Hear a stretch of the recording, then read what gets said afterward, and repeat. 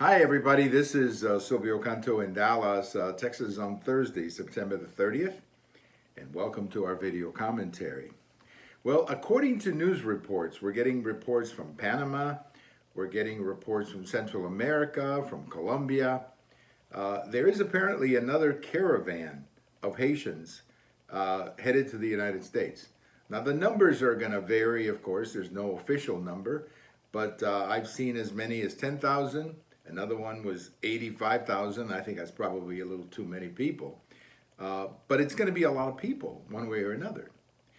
And they want to get to the United States. They obviously have bought into the idea that if they can get to the U.S.-Mexico border, that the Biden administration is going to let them in, and then they can wait for their case to be settled living in the United States. Now, we know from the federal government that often 40%, 50% of these people never show up, which means that you can pretty logically say that half of the people who we're letting in are going to end up as illegal immigrants in the United States, working illegally, doing this or that, but living in the United States, which is what their objective is.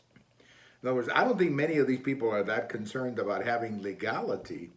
I think they're just more concerned about having a residency in the United States. Now, I don't blame them.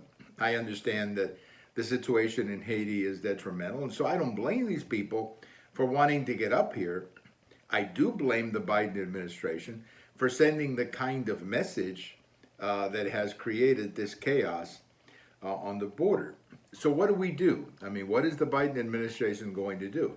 Are we really going to bring in another 10 or 15,000 people after the Secretary Secretary of Homeland Security Mayorkas just admitted that many of the people we're letting in actually are infected with Delta? We're going to test these people on the border? Are they going to have to stay 2 weeks in Mexico while they're being tested or whatever? I mean, it is really I think this is the breaking point. I really believe that we are now at a breaking point at the border. We either have a border or we do not. And showing by all the polling data that we are seeing, this is obviously not helping President Biden. And when you see President Biden underwater by 20 or 25 points in Texas, and when you see many Democrats in Texas starting to panic about what this this border crisis is going to do for them politically, I think it's time to take seriously the situation on the border. So what are we going to do? I don't know. Now, there's another problem. Many of these people went to Brazil and Chile, I guess after the 2010 earthquake. Many of them were able to get work visas in Brazil and Chile. Now, Brazil had the World Cup and the Olympics, if you remember, a few years ago. So they probably needed a lot of workers, so they brought in Haitians. And Chile has always had a pretty good economy, so they brought in some Haitians. But many of these people left those countries, walked to the United States or got up here somehow, and they threw away their IDs. We've seen pictures of this, of IDs, that they found on the ground or whatever. I mean, are these people going to be able to get back to their country after they basically threw away their IDs? I don't know.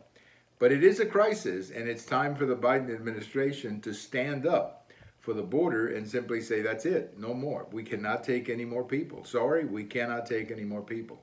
Now, are they going to do that? I don't know.